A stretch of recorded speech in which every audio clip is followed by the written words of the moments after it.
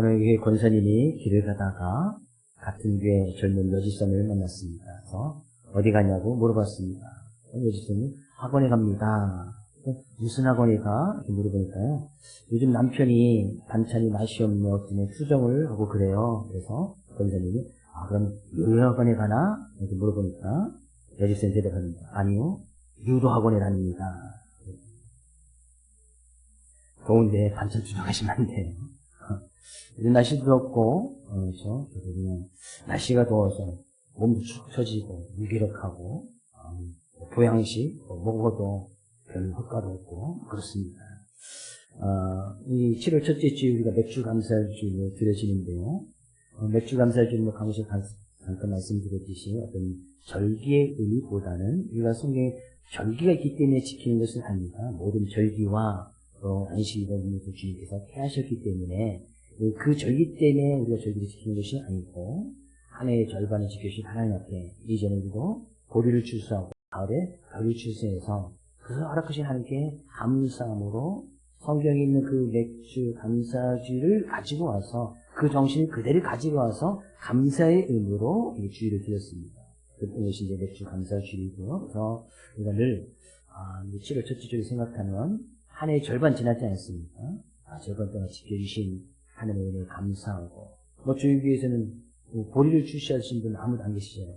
벼 출시하신 분도 거의 드물고 많이 출시할 것이 없으니까 감사할 것이 없다가 아니라 한 해의 절반 지키신 하나님께 감사하고 또 한 해를 잘 마무리할 수 있는 하나님께 감사함으로 드리는 절기라고 생각하시면 될 것 같습니다. 오늘 우리가 그런 본 말씀을 통해서 우리의 과연 믿음과 감사의 어떤 관계를 좀 살펴보면서 은혜를 좀 나누려고 합니다. 먼저 6절 말씀 가서 보니까요. 그러므로 너희가 그리스도 예수를 주로 받았으니 같은 것은 뭐예요? 예수가 그리스도이심을 믿었으니 제가 묻겠습니다. 예수님을 그리스도로 믿으시는 분 아멘? 예수님을 나의 인생의 주인으로 믿으시는 분 아멘? 우리는 그런 예수님을 믿지 않습니다. 예수님이 그리스도라는 것은 예수님이 나의 구원자시란 말이죠. 나에게 생명을 주신 나의 삶의 주인이시다라는 것을 믿는단 말이죠. 우리가 이 믿음만큼은 변함이 없지요. 예수는 그리스도시고 예수님 때문에 내가 구원받았고 예수님 때문에 예수님이 나의 죄로 말미암아 죽을 수밖에 없는 영원한 죽음 가운데서 참 생명을 허락하신 그분이 나의 인생의 주인이다라는 것을 갖다 믿고 나간다는 거예요. 그 예수를 그리스도 믿는 사람들은 어떤 삶의 모습으로 살아야 될 것이냐 6절 7절 말씀하기 전에 바울 사도는 이 골로새에서는 골로새 지방에 골로새라는 지역에 있는 교회들에게 편지를 쓴 거거든요. 그 바울 사도가 먼저 그 예수를 그리스도 믿는 우리들이 어떤 삶을 살아야 될 것인가 권면하기 이전에 그 예수 그리스도는 어떤 분이냐 그 예수 그리스도는 도대체 누구냐를 앞에서 잠깐 이야기를 합니다. 잠깐 이야기를 해요. 1절 말씀 가서 보니까요.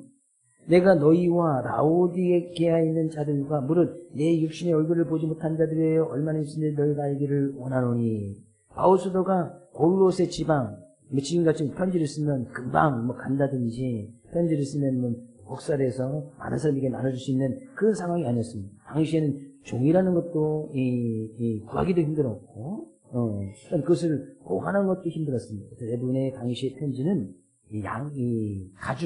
양의 가죽이나 소 가죽에 글을 써서 그것을 갖다가 이제 전하기도 하고 보관하기도 하고 파피루스라고 해서 우리나라같이 쉽게 대나무잎 같은 거 있지 않습니까? 그런 것을 갖다 잘 말려서 거기다 이제 글을 써서 보관하고 했습니다. 근데 그렇게 이제 편지를 썼던 것이 얼마나 귀하겠습니까? 그런데 골로새 지방 바울이 이제 계속해서 전도 여행을 다니고 있는 와중에 골로새 지방에 있는 교인들에게 편지를 쓰면 그 편지를 인근에 있는 지금 골로새 지방에 있는 라오디게아 지방에 있는 또 바울의 얼굴을 알지 못하는 그러면서도 이제 예수 믿는 사람들이 있지 않습니까? 그래서 편지를 한번 쓰면 그 교회뿐만 아니라 인근의 지인들까지 다 이제 돌려서 회람을 하면서 읽었습니다. 왜?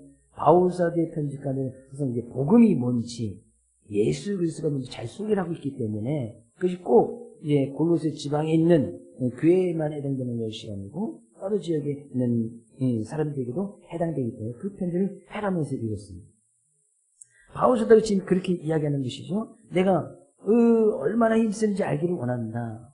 그 바울사도가 늘 힘썼던 것은 뭐 골로새 지방이나 라오디아계 지방이나 어떤 지역이라든지 예수는 그리스도다. 예수님은 그리스도다. 예수님 믿어 참생명이 있다라는 것을 갖다가 알게 하기를 늘 힘썼단 말이죠. 바울사도가 왜요? 이 바울사도는 그 그리스도가 누구인지 너무나 잘 알고 있던 사람입니다. 예수 그리스도를 통해서 받았던 은혜가 너무나 컸던 사람이에요.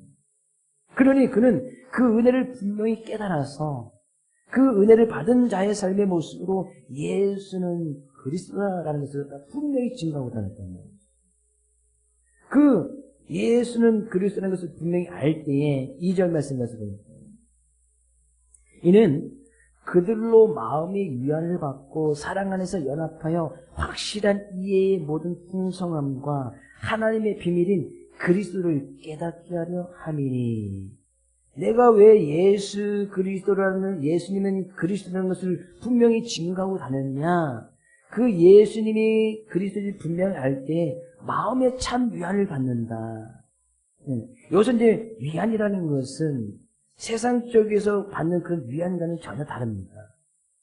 세상적인 어떤 위로의 말로 위로를 받을 수 있고 어떤 세상적인 어떤 치유 프로그램이나 이런 것을 통해서 위안을 받을 수 있지만 여기서 마음의 위안은 그들이 영원히 가질 수 있는 참된 평안과 화평의 모습을 이야기해요. 그들이 그럼 어떻게 참된 평안을 얻을 수 있겠습니까? 예수가 그리스도심을 분명히 알 때에 예수님을 통해서 제사를 받고 예수님을 통해서 구원받은 것을 분명히 알 때 그들의 마음에 참된 평안이 참된 위안이 예수 그리스도를 통해서 온다. 그것은 세상이 줄 수 있는 위안과 전혀 다른 겁니다. 세상의 어떤 위로의 말이나 세상의 어떤 그런 위로를 받을 수 있는 것을 통해서 받는 것이 아니라 예수가 진정으로 그리스도심을 깨닫게 되어지면 이 마음에 참 평안이 있다는 거예요. 마음에 참 위로가 예수는 그리스도라는 그 사실을 분명히 본다는 거예요. 이것으로 인해서 골로새 지방에 있는 교인들이 마음에 참 평안을 얻는 거예요. 아, 예수님이 그리스도이기 때문에 예수님 나의 구원자시기 때문에 내가 예수님 통해서 구원을 받았기 때문에 이것 때문에 참 위안을 받는 거예요. 왜요? 당시에 골로새 지방에 있는 사람들이 예수님을 믿는 것이 정말 어려운 시기와 어려운 시대와 그런 환경 가운데 있었습니다. 예수님을 믿으면 지금처럼 우리나라 법이 보장되어서 어떤 종교를 갖는 자는 국가적으로 보장해 준다면 정말 좋겠지만 당시에는 예수 그리스도를 믿는 사람들에게는 당시 다 로마의 영향력 아래에 있었기 때문에 로마법이 그것을 허락해 주지 않는 거예요. 법적으로 제한되어 있었단 말이죠. 또 법적으로 그런 예수 그리스도를 마음대로 증거할 수도 없고 그것을 드러낼 수도 없는 그런 핍박과 환난 가운데 있던 시기가 바로 그때였습니다. 그러니 예수 그리스도를 믿는다는 것이 국가적으로도 법적으로도 시대적인 환경이나 여건 가운데서도 예수 그리스도를 믿는다는 것이 참 쉬운 일이 아닙니다. 근데 그 가운데서 예수가 그리스도를 깨달아지니까 그런 정말 위로받지 못하고 참 평을 있는 그런 가운데서 참 위로와 위안을 받을 수 있는 것이 예수가 그리스도심을 깨달아질 때 저는 이런 위로와 평안이 세상에서 느끼지 못하는 참 평안이 참 화평이 예수는 그리스도라는 그 사실을 통해서 우리 사랑하는 모든 삶 가운데 충만히 임할 수 있기를 주님 축복을 드립니다. 뿐만 아니라 사랑 안에서 연합하여 참 사랑이 무엇인지 깨닫게 되어진다는 사랑이 무엇인지 주님께서 우리를 어떻게 살아계시는지 분명히 알지 않습니다. 지금 바울 사도는 그 예수 그리스도를 이야기하는 거예요. 예수 그리스도 때문에 우리 참 평안이 있고 예수 그리스도 때문에 참 사랑을 깨닫지 않았느냐. 주님께서 우리를 어떻게 사랑해 주셨습니까? 자기의 목숨을 내어주므로 십자가에 죽기까지 우리를 사랑해 주시지 않습니까? 그 사랑을 깨달았던 골로새 교회 교인들은 그 사랑 안에서 서로 연합하고 사랑으로서 서로 사랑을 하고 사랑 안에서 교회들끼리 연합하고 그 사랑의 모습을 통해서 그들이 그리스도의 사랑을 분명히 깨달았다는 거예요. 그래서 바울 사도가 2절 이야기하기를 하나님의 비밀인 그리스도를 깨닫게 하려 하니니 이 놀라운 비밀은 그리스도 예수 안에 있단 말이에요. 사람이 어떻게 사람으로서 사랑하고 사랑하며 그 사랑으로서 연합하면서 살아갈 수 있는지 그것은 그리스도 예수 안에 있다는 거예요. 그 예수가 그리스도이심이 깨달아질 때에 마음의 참 평안과 사랑이라는 것이 무엇인지 그 사랑을 하며 살아갈 수 있게 되어지더라는 거예요. 그러면서 3절 말씀 이야기하는 거예요. 그 안에는 지혜와 지식의 모든 거가 감춰져 있다. 예수 그리스도 안에 참 지혜가 있고 예수 그리스도 안에 참 지식이 있다. 그 예수는 그리스도시고 그 예수는 우리 인생의 주인이시다. 그 예수 그리스도를 지금 이야기하고 있습니다. 예수 안에 참 지혜와 지식이 있단 말이에요. 참다운 지혜와 지식이라는 것은 우리의 삶의 분명한 삶의 기준, 삶의 방향이 무엇인지 예수 그리스도를 통해서 분명히 알 수 있단 말이에요. 우리의 인생의 참다운 지혜와 지식, 우리의 삶을 살아갈 수 있는 삶의 방향이 무엇이냐? 예수 그리스도를 알게 되어지면 그 안에서 분명히 찾을 수 있고 분명히 정할 수 있고 삶의 인생의 길이 무엇인지 진리가 무엇인지 예수 그리스도 안에서 분명히 있다는 거예요. 우리 예수 그리스도 때문에 삶의 기준이 정해져 있고 삶의 방향이 지금 잘 설정되어 있지 않습니까? 예수 그리스도를 표대 삼아서 그 예수 그리스도에서 지금 살아가고 있는 거 아니겠습니까? 그것이 우리의 믿음이더라. 우리의 믿음은 예수 그리스도를 표대 삼아서 예수 그리스도가 삶의 기준이고 예수 그리스도 삶의 방향이다. 4절 말씀, 내가 이것을 말하는 것은 아무도 교묘한 말로 너희를 속이지 못하게 하려 함이니 예수 그리스도 안에 참된 지혜가 있고 지식이 있고 예수 그리스도를 통해서 삶의 분명한 기준과 방향을 가지고 있는 너희들에게 예수님 안에서 그 모든 것을 누리기를 원하여서 이것을 말하는 것은 아무도 교묘한 말로 너희를 속이지 못하게 한다. 라는 것은 어떤 죄의 유혹이나 어떤 세상적인 그런 유혹에 넘어가지 않도록 하기 위해서 지금 이것을 말한다는 겁니다. 예수 그리스도를 말한다는 겁니다.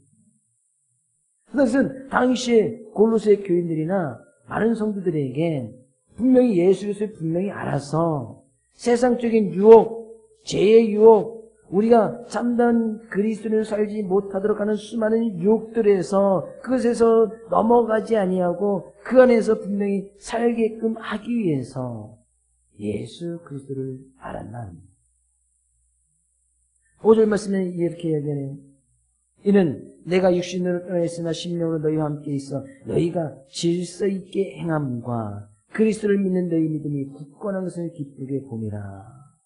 예수 그리스도를 분명히 전하여서 그래 이제 골로새 교회가 세워지고 그 믿는 성도들이 있지 않습니까? 그런 가운데 외부적인 환경이나 죄유혹이나 세상 유혹 가운데서 그들이 넘어지지 아니하고 참된 승리의 모습을 살아가기 위해서 내가 이 편지를 쓰고 있는데 너희들이 그런 예수 그리스도 믿음으로 인해서 너희가 질서 있게 행함과 그래서 이제 질서 있게 행한다는 것은 어떤 군사적인 용어, 질서 있다는 것은 분명히 그들이 있어야 될 자리에 있는 것이 질서 있는 것이거든요. 질서, 오와 열이 잘 맞춰져 있는 모습을 이야기합니다. 그러니까 그들이 예수 그리스도를 믿는 모습 가운데서 그들이 있어야 할 자리가 어딘지 그것을 잘 아는 것이 질서 있게 행하는 거예요. 군사적인 용어로 말씀드렸듯이 군인들은 그래 있어야 될 자리가 분명히 있습니다. 군인들이 있어야 자리가 있단 말이죠. 근데 그 있어야 할 자리를 지키지 아니하고 벗어났어. 이제 탈령이죠. 탈령의 죄가 얼마나 큰지 잘 알지 않습니까? 탈령죄는 끝까지 죽을 때까지 탈령에 대한 것을 갖다가 믿고 나가는데, 그죠? 그러니까 분명히 있어야 할 자리에 잘 있는 것. 그러니까 그들이 예수 그리스도를 믿는 믿음 가운데서 그리스도의 모습으로 잘 서 있는 것, 그들이 있어야 될 자리, 그것을 잘 지켜나가기 위해서 내가 지금 이것을 말하고 있다. 예수 그리스도를 지금 말하고 있다는 거예요. 예수 그리스도를 믿고 나가는 우리들은 분명히 우리에 있어야 할 자리가 있습니다.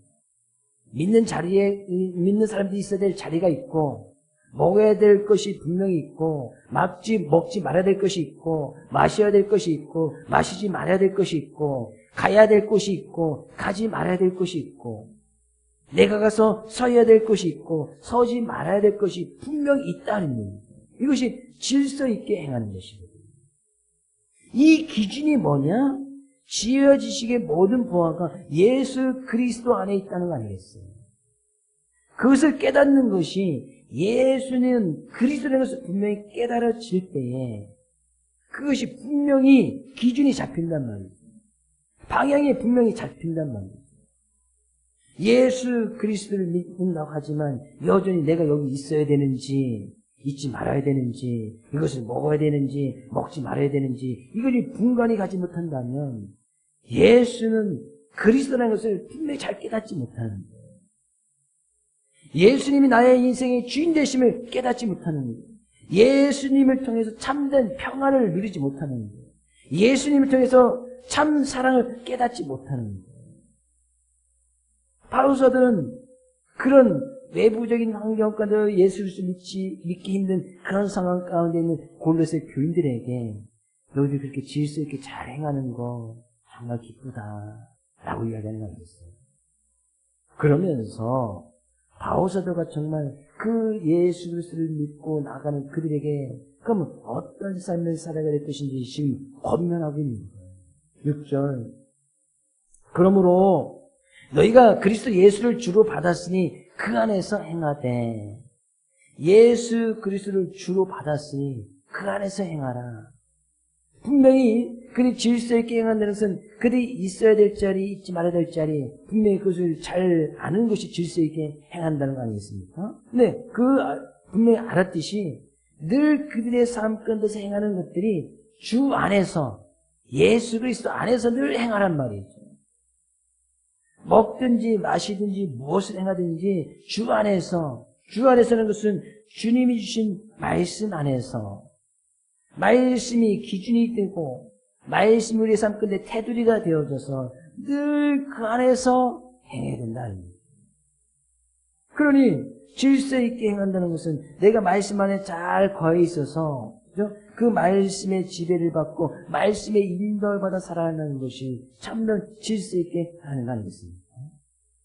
예수 그리스도를 주로 받은 우리들은 늘 그 안에서 예수님 안에서 말씀 안에서 행해야 될 줄로 믿습니다. 우리 옆에 계신 성도님에게 우리 예수님 안에서 행합시다 말씀하세요. 예수님 안에서 말씀 안에서 늘 행하고 나가야 됩니다. 그 기준이 분명히 예수 그리스도인 것이 분명히 깨달아지면 그 기준이 분명히 산다니까요. 최소한 알잖아요. 남의 것을 눈에 내가 갖지 못한 어떤 탐나는 것이 있어. 탐나는 마음이 생기는 것까지는 죄가 아니에요. 탐날 수가 있잖아요. 내가 갖지 못한 것을 누가 갖고 있어.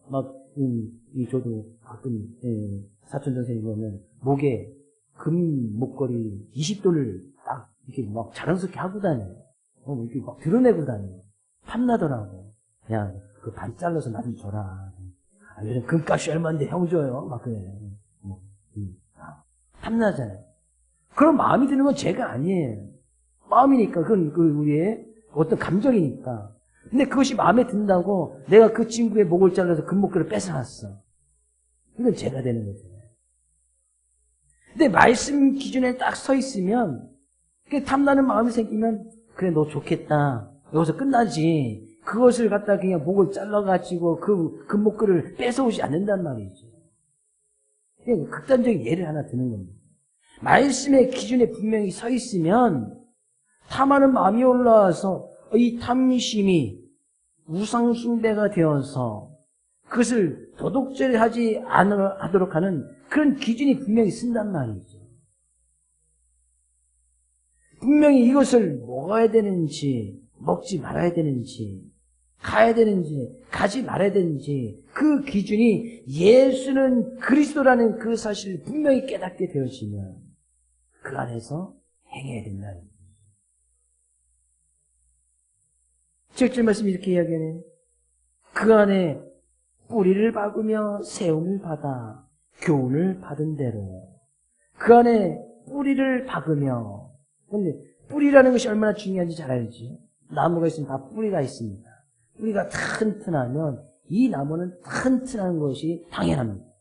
네, 뿌리에서 수분이지 영양분이 다 끌어올려가지고 그냥 줄기로 이파리로 가지로 다 보내면 거기는 분명히 튼튼한 열매가 맺힐 수밖에 없습니다.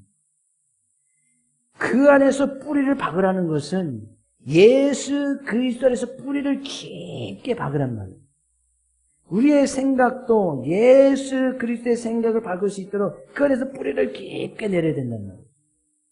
우리의 마음도 예수 그리스도의 마음을 닮아갈 수 있도록 예수 그리스도의 뿌리를 깊게 박아야 된다는 말이에요.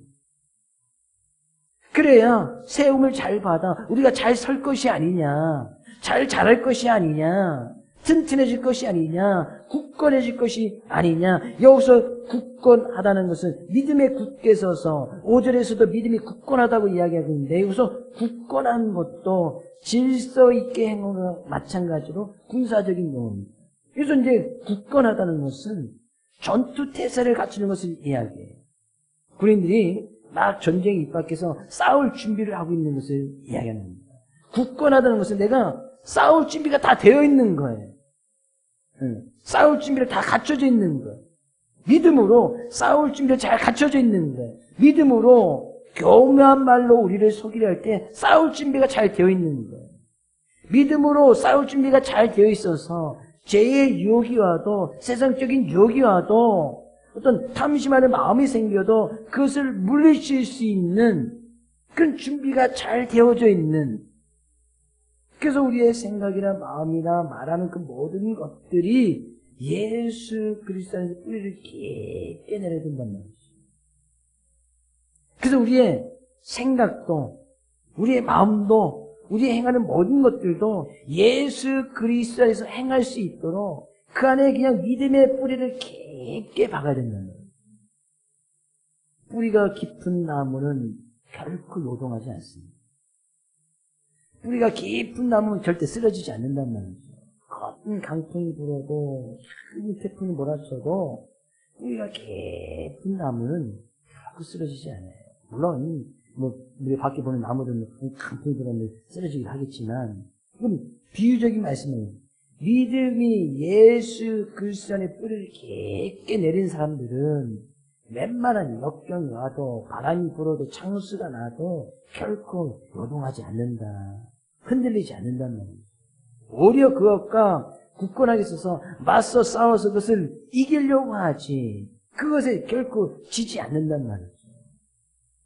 그럼 그런 사람들은 뭐예요? 그런 사람들은 실제 이야기죠. 믿음의 굳게 서서 감사함을 넘치게 하라. 그런 사람들은 감사함이 넘쳐날 수밖에 없다는 거예요. 지금 오늘의 설교 제목처럼 믿음과 감사의 관계, 이 관계는 뗄래야 뗄 수가 없습니다. 내가 예수 그리스도는 그 믿음 가운데 굳건히 있어서 거기에 뿌리가 깊게 내려 있는 사람들은 어떤 상황 가운데서도 감사함이 넘쳐나더라. 그 이야기예요. 바울도 지금 골로새 교인들이 지금 그 이야기를 하고 싶습니다. 예수 그리스도가 이런 분 아니냐. 너희들 예수 그리스도의 마음에 참평을 얻었지 않았냐. 예수 그리스도 때문에 사랑이 무엇인지 깨닫지 않았느냐. 그 예수 그리스도로 인하여서 세상적인 유혹과 죄의 유혹도 이겨나가서 너희들이 정말 질서 있게 자라고 믿음이 굳건히 서 있지 않느냐. 그럼 그 믿음에 있는 사람들은 감사함이 넘쳐나야 된다. 왜? 지금 이들은 그럼 고린도 교회도 어떤 큰 주제 가운데 하나가 감사라는 것이 계속 이야기하고 있는데, 특히 이 골로새서를 썼을 때의 바울의 상황은 로마의 지역에 가서 감옥에 갇혀 있는 상황, 자기 자신이 감옥에 갇혀 있는 상황, 그래서 편지를 쓰는 거거든요. 골로새 교인들을 생각하면서. 근데 바울 사도가 자기는 감사하지 못한데 골로새 교인들에게 너희는 감사해라, 이렇게 편지를 쓸 수 없단 말이죠. 자기는 감사하는 상황이 되니까, 그러니까 골로새 교인들도 감사라고 이야기할 수 있지, 자기는 하지 못하는데 남들에게 이야기하라고 이야기하지 못하는 거예요. 지금 그렇다는 것은 바울은 감옥에 있으면서도 감사한 거예요. 바울이 왜 감옥에 갔습니까? 뭐 사람을 죽였기 때문에, 그거 큰 죄를 저질렀기 때문에 감옥에 간 것이 아니잖아요. 바울이 감옥에 갔던 이유는 예수는 그리스도라는 이 복음을 증거했기 때문에 감옥에 가 있는 거 아니겠어요? 근데 그 가운데서도 감사한 거예요. 그러니 지금 골로새 교회 교인들 외부적인 상황이, 법들이 예수 그리스도를 묻지 못하는 그런 시대적이나 상황 가운데 있는데 그 가운데서도 믿음을 지켜나가면서 너무나 기쁘게 해서 늘 그런 가운데도 감사해라. 예수 그리스도를 알게 되었으니 감사해라. 예수 그리스도를 믿게 되었으니 감사해라. 바울 사도가 지금 감사하되 감사함을 넘치게 하라 이야기합니다. 그 감사는 하나님께 감사 헌금을 드려야만 감사는 아니지. 그런데 감사의 어떤 표현의 방법 가운데 하나고, 내가 하나님께 감사의 예물을 드리는 것은 내가 감사한 것에 대한 어떤 표시의 한 방법이잖아요. 근데 감사함이 넘쳐난다는 것은 늘 우리의 삶 가운데, 일상 가운데 늘 감사함이 있어야 된다는 거예요. 우리 먹을 때도 감사하잖아요. 마실 때도 감사하잖아요. 오늘 하루를 살게 하신 것도 감사하잖아요. 우리가 살아 숨을 쉬는 것도 감사하잖아요. 늘 그런 어떤 상황이나 여건 가운데서도 내 외부적인 환경이 또 내 안에서 어떤 그런 유혹이나 미혹이 온다 할지라도 그 가운데서 그 모든 것을 이겨나가게 하신 주 예수 그리스도가 있으니 그 예수 그리스도에서 감사함이 넘치게끔 하라. 그 예수 그리스도를 늘 나타내라. 저는 이 사랑하는 모든 성도들이 정말 하나님의 은혜를 깨달은 것만큼 감사의 분량도 그 분량만큼 나옵니다. 내가 하나님의 은혜를 얼마만큼 깨달았느냐, 예수 그리스도를 얼마만큼 깨달았느냐, 거기에 따라서 감사의 분량도 상호관계를 나눌 수 있어요. 하나님의 은혜를 많이 깨달았으면 감사도 크겠지. 하나님의 은혜를 적게 깨달았으면 적게 감사할 수밖에 없는 거예요. 한 주간 우리는 이 말씀 온전히 일치하여 감사함이 넘쳐날 수 있기를 주님 축복을 드립니다.